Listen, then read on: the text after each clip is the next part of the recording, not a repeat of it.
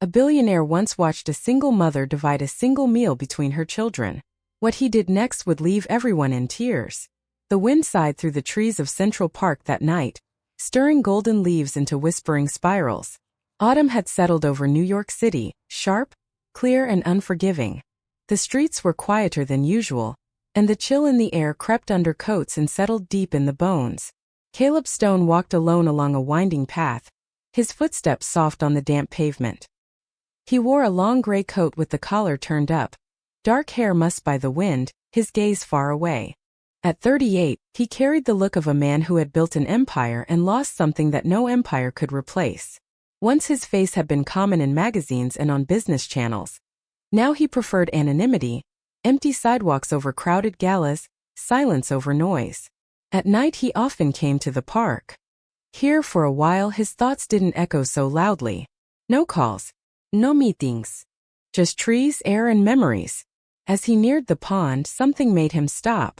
Beneath the faint halo of a lamppost, a woman sat on a worn wooden bench. Her blonde hair was twisted into a loose bun, stray strands brushing a pale, exhausted face. Her gray sweater hung off her slight frame, a size too big and thinned with use. Her shoulders curled inward, not from the cold but from the weight she carried. In her hands was a sandwich, already torn into 3 uneven pieces. 2 small children sat pressed close to her sides. The older child, a girl of about 6 in a washed-out pink dress, sat straight and alert despite her thinness. Her cheeks were rosy from the wind rather than warmth. Her name, Caleb would later learn, was Leah. She held her portion of the sandwich as if it were precious. Beside her slouched a younger boy with soft brown curls and a threadbare stuffed bear tucked under one arm. "Toe." He leaned against the woman's side, nibbling quietly on his piece. The woman, Nancy, handed the largest piece to Leah, the next to Theo. She kept nothing for herself. Instead she took a small sip from a bottle of water and smiled at them as though she were full. Caleb's breath caught. He didn't understand why this scene pinned him where he stood. It wasn't only the obvious poverty. It was the way she gave, without hesitation, without complaint. Something in his chest ached in recognition. Leah leaned toward her mother and whispered, her small voice carrying just enough for him to hear. "Mommy, if you don't eat, how will you have enough to sing to us tonight in the van?" The words slid straight through him. He heard his own little girl again from 5 years before, begging, "Daddy, one more song."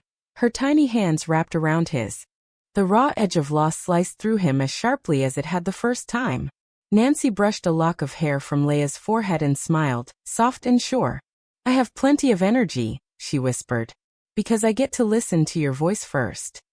The children giggled, their laughter thin but real. After a moment, Nancy rose and gently packed away what little they had. She wrapped a flimsy blanket more tightly around Theo's shoulders and took both children's hands. Slowly, they walked away toward the edge of the park. Caleb hesitated, then followed at a distance. They passed shuttered shops and dark apartment windows. Nancy's steps were small, her back slightly bent against the wind. Leah clung to her hand. Theo shuffled sleepily, eyes half closed, stuffed bear dragging. Several blocks later, they slipped into a narrow alley behind a closed corner store. At the far end of a fenced lot squatted an old silver van. The paint was dull and chipped, a rear window spider-cracked, 2 tires sagging, leaves and vines banked around its base. It hadn't moved in years. Nancy looked around, quick and cautious. Then she crouched, reached under the fender, and pulled out a thin length of wire. With practiced care, she jimmied the lock on the back hatch and lifted it. Inside was something that should never have to be called home. A folded blanket, a few pillows, a plastic bin with clothes and a couple of children's books. No heat, no electricity. Just enough space for 3 bodies to curl together against the night. She helped Leah and Theo climb inside, followed them and pulled the hatch closed.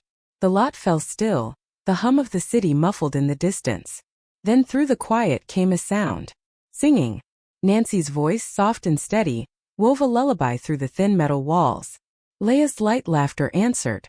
Theo mumbled something in return, his words already fading into sleep. Soon after, silence, deep and complete, the kind that only comes when children finally surrender to dreams. Across the lot, Caleb stood motionless. The cold tugged at his coat, Wind stirred debris at his feet, but he didn't move. His eyes stayed fixed on the van, on the fragile, stubborn glow of love that somehow flickered even there in the shadows. For the first time in years, something stirred in him. Not pity. Connection. Dawn crept in slowly, laying a weak gold sheen across the van's cracked rear window. Dust motes floated in the thin strip of light that sneaked past the taped-up edges.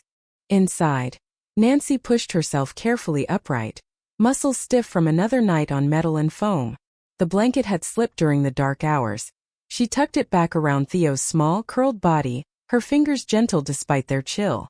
For a moment she leaned her head against the cold wall, breathing in, bracing for another day. Then she moved. Always moving. From a worn cardboard box she folded the few belongings they owned. A towel, a tiny stack of clothes, an almost empty container of wipes. Everything had its place. Nothing could show when the doors were shut. To passers-by, the van had to look abandoned. Invisible. She cracked the hatch an inch and scanned the lot. Empty. Still early. Safe enough. Come on, loves, she whispered. They slipped out into the sharp morning air.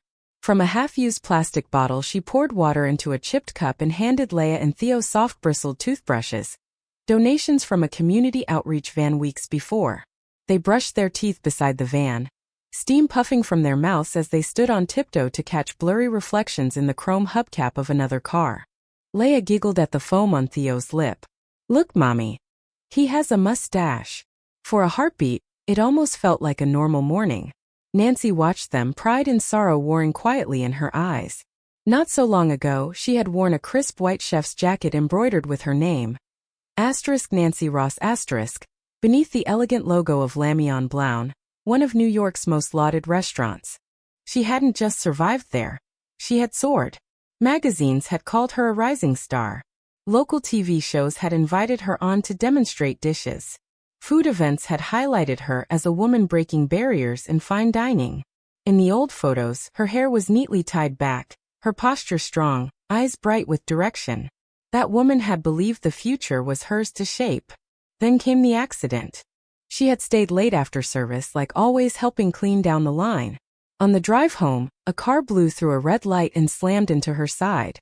The impact crushed the driver's door, and with it the fine mechanics of her right wrist and fingers, the tools she had trained since girlhood.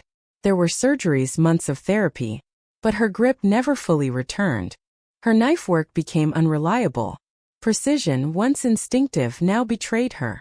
Within weeks, the executive chef, kind but firm, told her they had to let her go. Her husband, a struggling musician, stuck around for 2 more months. Then one morning he was simply gone. No note. No explanation. Just absence.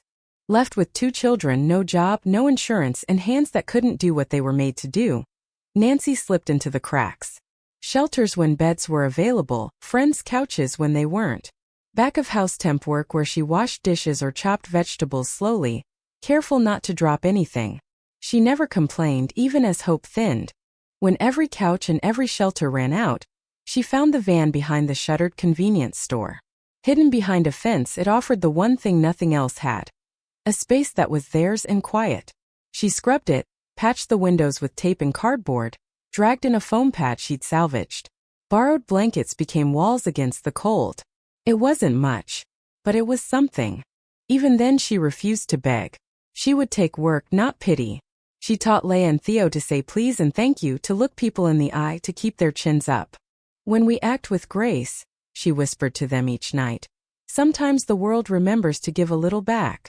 That morning, as the kids finished rinsing their mouths, Nancy noticed a paper bag resting beside the van's back door. Neat. Uncrumpled. Out of place. She approached it slowly, every muscle tense. Inside she found 3 apples, 2 small cartons of milk, a sealed sandwich, and a pack of granola bars. All fresh. Nothing tampered with. No note. No name. No one in sight. She looked around the empty lot, listening to the rustle of leaves against the fence. No one stepped forward. No camera. No voice. For a long moment she stood there, bag hugged to her chest, unsure whether to trust it. Then carefully, her face softened into a small, stunned smile. Not wide. Not triumphant. But real. She glanced at her children. then at the city skyline peeking above the fence where morning light touched glass and steel. Someone had seen them, and instead of turning away or demanding gratitude, they had simply given. Nancy slid the van door shut quietly, as if afraid too quick a movement might startle this fragile kindness away. For the first time in weeks her chest felt lighter. Hope, faint and tentative, breathed again. The penthouse was hushed. Warm sconces bathed marble floors in a golden glow, throwing soft reflections against curated art and expensive emptiness. The whole place looked perfect, and yet strangely uninhabited. A museum of a life, not a life itself. Caleb stood at the window, staring out at Manhattan's glittering grid. The city hummed, neon and headlights and noise. His mind, however, remained in the park by the pond. He saw her there again. The way she'd smiled at her children without eating herself, the quiet resolve in the curve of her shoulders, the steadiness in her eyes. She hadn't asked anyone for anything. She had simply given the little she had, fully. That image clung to him, refusing to let go. He turned from the glass and walked to his desk. Pressing a button, he spoke into the intercom. "Victor." "Yes, sir." "I need you to find someone. A woman, early 30s, blonde, 2 kids. I saw her in Central Park last night." A pause. "You want surveillance?" "No," Caleb said. Her story. Hours later, a manila folder lay on his desk. He opened it slowly. Asterisk Nancy Ross. Age 30. Former sous chef at Lamion Blouin. Asterisk his breath hitched. She had worked under Henri Lacroix, the same legendary chef who had mentored Caleb years ago in Paris, when he'd briefly detoured from business into the world of food. Henri had once spoken of a young woman in New York with a rare gift, someone who cooked with instinct and heart. They had never met. Until last night. She had helped develop the white truffle velvet soup, one of Henry's signature dishes. Caleb's late wife had loved that soup.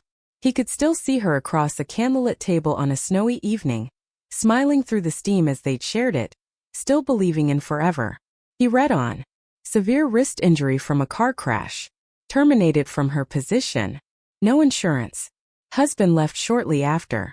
2 children, Leah 6, Theo 4. No permanent address. Possibly living in abandoned vehicle, the report concluded. Caleb stared at the lines until they blurred. Nancy, once poised to become a star in the culinary world, was now sleeping in a broken-down van with her kids. And yet, she still had enough gentleness left to sing them to sleep and divide a single sandwich into 3 without a word of complaint. A woman like her, he murmured, shouldn't be living like this. But he knew better than to simply walk up and hand her money. He had seen the pride in her posture, the quiet dignity in the way she moved. She didn't need charity. She needed a way back. An idea came, small at first, then sharper, more certain. A ghost kitchen. No walk-in customers. No spotlight. Just food, prepared behind the scenes and delivered out into the world. He could fund it anonymously, spread the word quietly. No résumé. No long interviews. Just one requirement. Cook something honest. If she came, if she trusted that one small opening, he would be there. That night, standing before the window again, Caleb watched the city glitter and pulse. For once he wasn't thinking about stocks or board votes. He was thinking about an abandoned van, a lullaby through metal walls, a child's voice asking for songs, and a soup no one had made for him in years. His reflection stared back. A man the world believed had everything. Tonight he was waiting for someone else's second chance. And for the first time in a long time, a real tentative smile touched his face. The kitchen was small and half-finished, tucked inside a rented commercial space that still smelled of fresh paint and sawdust. There was no sign out front, no polished dining room, no customers.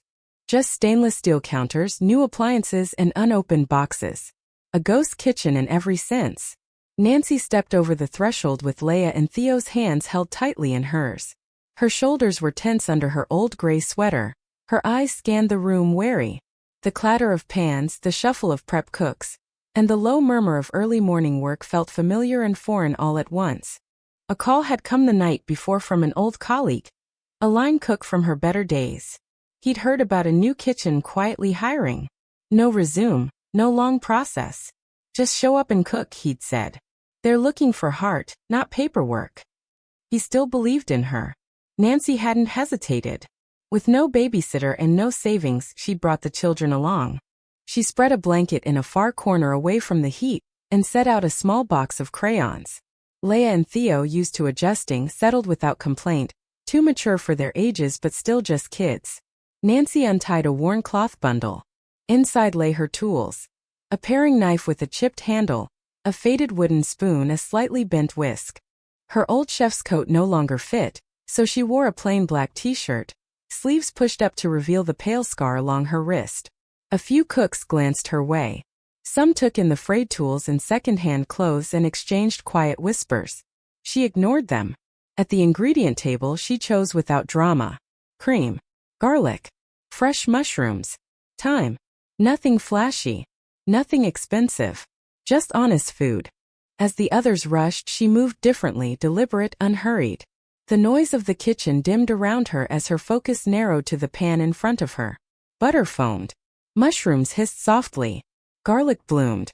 She stirred, coaxing depth from simplicity, letting fragrance rise like memory. Soon the air filled with the rich, earthy warmth of her sauce. She twirled the pasta through the pan, plated it in a simple white bowl, wiped the rim clean and set it on the tasting counter. A man stepped forward. Nobody seemed to know who he was. He wore a dark blue shirt with the sleeves rolled neatly to his forearms, his expression quiet, observing. He introduced himself only as someone from quality control. It was Caleb. He picked up a fork and took a bite. The flavors unfolded slowly. Creamy but not heavy. Savory with a gentle sweetness. The mushrooms had depth, the thyme just a whisper. It tasted like something remembered, not invented, like safety on a cold night. His chest tightened. He took another bite, then set the fork down, eyes glistening. When he looked up, Nancy watched him steadily. She didn't fidget or explain. She didn't try to impress. He gave a single wordless nod, then turned and walked away. Nancy held her ground, unsure if that nod meant success or failure. When no one said anything more, she quietly cleaned her station, wrapped her worn tools, and prepared to leave. Passing the counter, she noticed he'd left the bowl half full. Something in that detail tugged at her. She lifted a clean takeout container, spooned the remaining pasta into it, and placed it back on the counter. On a napkin she wrote in neat, careful letters, "Hope you're not too busy to eat later." She had no idea who he truly was. No idea he had watched her in the park, followed her to the van, opened this kitchen. But the small act, offering food to someone who hadn't asked, echoed the same quiet giving she'd shown her children the night at the bench. And Caleb noticed. In the days that followed, a quiet rhythm took shape. Nancy arrived at the ghost kitchen early each morning, Leia and Theo in tow. Their small corner became a familiar sight: blanket, crayons, a couple of storybooks. At first, some staff looked at them with discomfort or thinly veiled judgment. Soon those same co-workers started bringing juice boxes, a toy car, a sticker book. The atmosphere changed almost imperceptibly. Nancy worked harder than anyone. She stayed late, wiped counters that weren't hers to wipe, jumped in to help others without being asked. When a younger cook stumbled over a knife technique, she gently corrected his grip. When someone fell behind, she wordlessly stepped into their station. She never asked for attention. She never boasted. She simply belonged. Her food was memory made visible. She rarely measured, trusting instead the quiet compass of taste and experience. Each dish seemed to carry a story, even when she didn't put it into words. Caleb came often, always as the nameless quality inspector. To the crew, he was just a quiet man with observant eyes. No one suspected he owned the building, the business, the equipment. Nancy wasn't sure who he was exactly, but she knew he was different. He watched with genuine interest. He listened more than he spoke. One afternoon, he approached her during a lull and asked if she would share a simple lunch with him in a quieter corner of the kitchen. She hesitated, glancing at her children, at the others, uncertain if she should. But his tone was gentle, not demanding. "All right," she said softly. They ate plain pasta and broth at a small side table.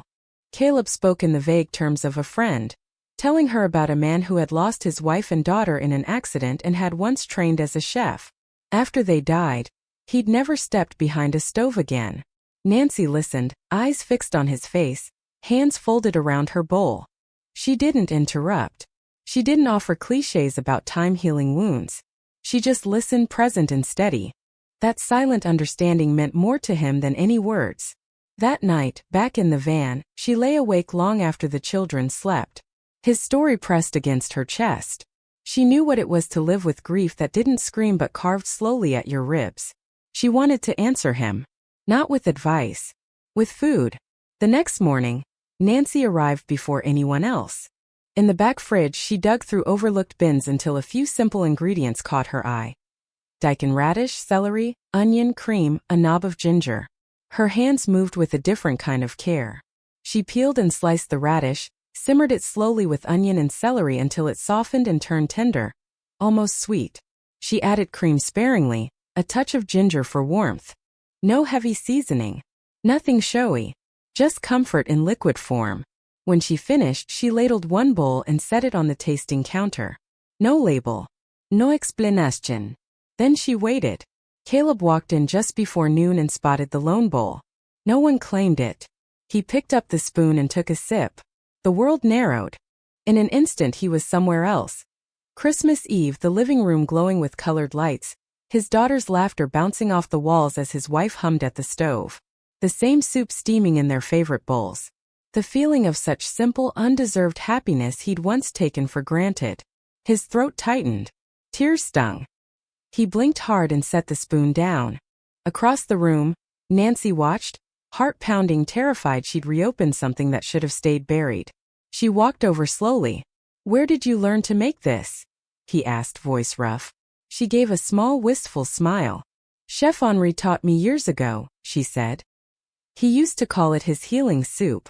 Said it was for people whose hearts had frozen from too much pain. Caleb swallowed, unable to speak for a moment. Something inside him hadn't shattered. It had thawed. The knock came early. Nancy had just arrived at the kitchen. Her hair was still damp from a rushed wash at the public restroom nearby. Leia and Theo curled up in their usual corner, not fully awake, crayons scattered around them. Two women stood at the entrance in dark jackets, badges clipped to their lapels. Child Protective Services. Nancy's stomach dropped. They asked to speak with her privately. Where was she living? How long had she been in the van? Were the children in school? Did they receive regular medical care? Nancy answered as honestly and calmly as she could. She explained the kitchen job, her efforts to save, her plans for something better. How hard she was trying. But facts are blunt instruments. No fixed address. No official lease. Inconsistent income. No health insurance. By their standards, despite every sacrifice she had made, it wasn't enough. There would be a hearing. An evaluation. For the children's safety, they might need to be placed in temporary foster care. After they left, Nancy found herself standing in the alley behind the kitchen, back pressed to the wall, staring at the ground as the words replayed. They might take them. Her hands shook. She could still hear Leia's voice from that morning, hopeful and unknowing, asking if they could make pancakes on Sunday. The weight of it crushed her. Later, when Caleb arrived, he noticed the changed atmosphere immediately. The crew spoke in hushed voices. Nancy's apron hung on a hook, her tools gone. He searched the kitchen, then the alley, finally reaching the fenced lot behind the corner store. He found her sitting on the ground beside the van, her face buried in her hands. "They're going to take them," she whispered without looking up. "I've done everything I can, and it's still not enough." Caleb lowered himself to the cold pavement beside her. "Let me help," he said. She shook her head, voice raw. "I can't take your money." "I'm not offering money," he replied quietly. "I'm offering something better." 2 days later, they stood together in a courtroom in Lower Manhattan. Nancy wore her cleanest clothes, hands trembling as she held Leia and Theo close. Fluorescent lights buzzed overhead. The room smelled faintly of paper and old coffee. The judge read from a file, reports, concerns, observations about the van, the uncertainty, the risks. Then Caleb stepped forward. "Your Honor," he said. "May I speak?" The judge looked up, surprised. "Go ahead." "I live with Nancy and the children," Caleb said evenly. "I can provide stable housing, education, healthcare. But more importantly, I've seen the love, structure, and values she gives them every single day. A murmur rippled through the CPS representatives. Nancy stared at him, stunned. The judge adjusted his glasses. And what is your relationship to Miss Ross? Caleb drew a breath. She is my wife. The words dropped into the room like a stone into still water. Nancy's mouth parted, but he didn't look back at her. His gaze stayed on the judge. We've kept our relationship private, he continued steady, but we are committed. I am here to support her and the children. The judge looked between them, assessing. Is this true, Miss Ross? For a fraction of a second, Nancy froze. Caleb turned then and took her hand, a gentle squeeze, his eyes saying one word clearly. Trust. She swallowed and nodded. Yes, Your Honor. The judge leaned back, thoughtful. We'll need documentation, of course. But for now, I see no immediate reason to remove the children from their mother's care. The gavel came down. The hearing ended. Leah and Theo would stay. Outside, on the courthouse steps, Nancy finally found her voice. Why did you do that? She asked, tears still clinging to her lashes.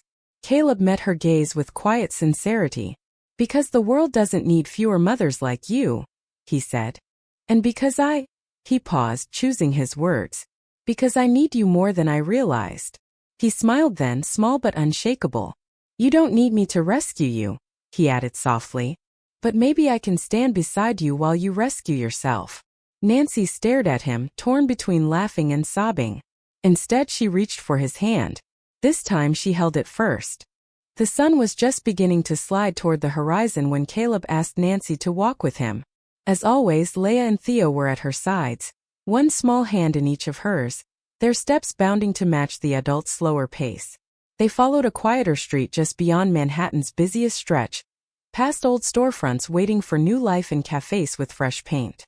Caleb stopped in front of a building with a large front window clouded by dust. Through the glass, Nancy could make out covered tables, clean counters, and stacks of unopened crates. The place looked paused, as if holding its breath. He wiped a small circle clear with his sleeve and motioned for her to look. Nancy stepped closer. Etched into the glass in elegant lettering were the words. Nancy's table where recipes. Remember. She went still. For a moment she only stared, unable to make sense of what she was seeing. Her name. On a restaurant window. Caleb reached into his pocket and pulled out a small silver key.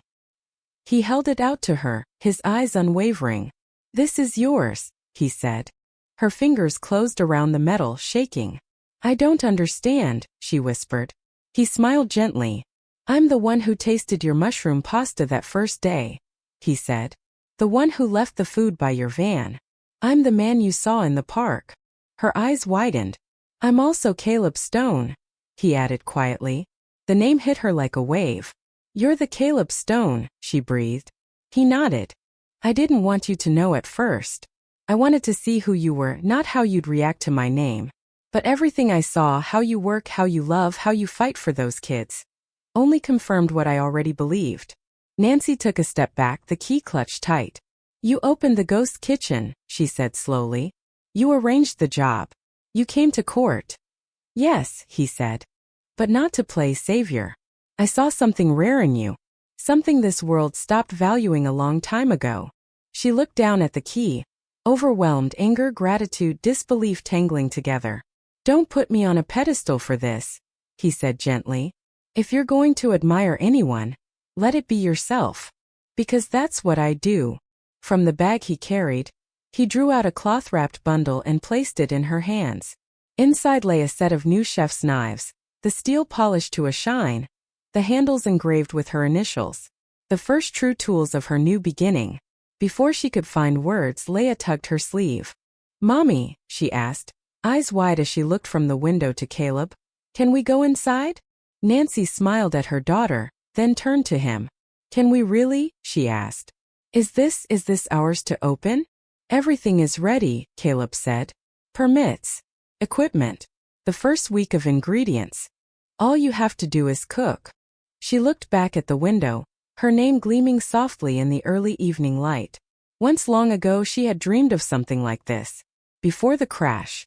Before her husband left. Before the van, the courts, the fear.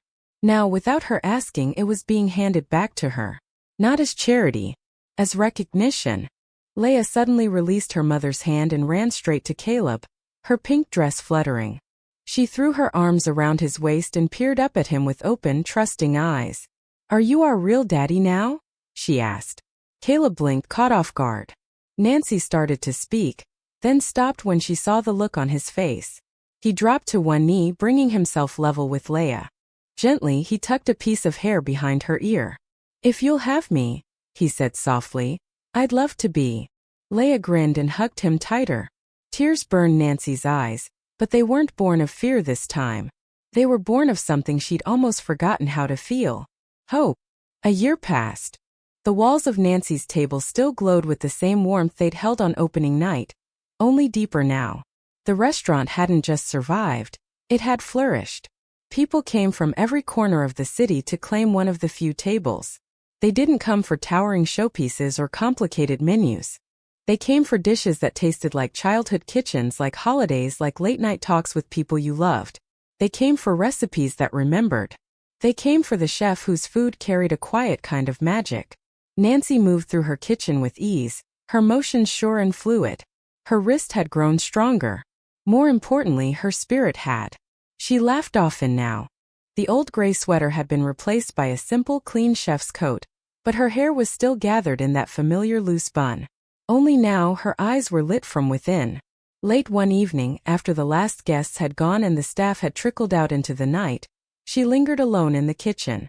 The air still held the gentle fragrance of soup, the same recipe that once healed a frozen heart. She turned and saw Caleb leaning against the counter, smiling. He gestured toward a small table in the corner. It was set for two. A single candle flickered between two plates. "What's this?" she asked, blinking in surprise. He walked over, took her hand and pulled her gently toward the chair.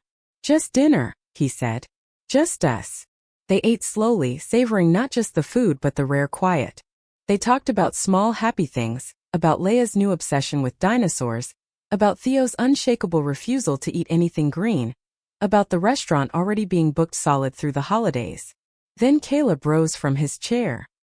He reached into his coat pocket and took out a small box. Nancy watched, confusion turning to realization as he sank to one knee, right there on the tile floor where she had once cooked that first healing soup with trembling hands. "Nancy," he said, looking up at her with eyes full of steady warmth, "you've done something no one else ever could. You brought me back to life with your food, your strength, your love. You warmed a house that had gone cold, one meal and one smile at a time." He opened the box. Inside lay a simple ring, elegant and timeless. "I want to spend the rest of my days with you," he said. "I want to raise Leia and Theo as our children. I want to be your husband, your partner, your home." His voice softened. "Will you marry me?" Nancy's hand flew to her mouth.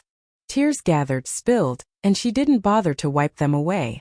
Her voice failed her, so she nodded once, then again and again, as she dropped to her knees and threw her arms around him, laughing through the tears. "Yes," she whispered against his shoulder. "Yes." Later that night, the kitchen lights were dimmed, the lone candle still glowing softly on the little table. Small footsteps echoed down the hallway.